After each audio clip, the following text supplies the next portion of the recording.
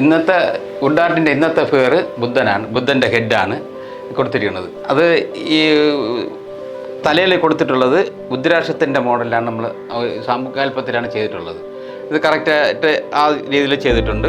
ഈ ഒരു താമരയ്ക്കകത്തിരിക്കുന്ന ഒരു രീതിയിലാണ് നമ്മളത് ചെയ്തിട്ടുള്ളത്.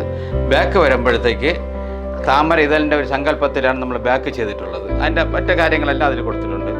ഇതിൻ്റെ ഹൈറ്റ് എന്ന് പറയുന്നത് മൊത്തം ഹൈറ്റ് 14 ഇഞ്ചുണ്ട്. 14 ഇഞ്ച് ഹൈറ്റാണ്. ഫിഗറിൻ്റെ ഹൈറ്റ് എന്ന് പറയുന്നത് 12 ഇഞ്ച് ഹൈറ്റുണ്ട്. ചുറ്റളവ് നോക്കുകയാണെങ്കിൽ 15 ഇഞ്ച് ചുറ്റളവുണ്ട് ഇതിൽ. ഇതാണ് ഇതിൽ മെയിനായിട്ട് നമ്മൾ വരുന്നത്.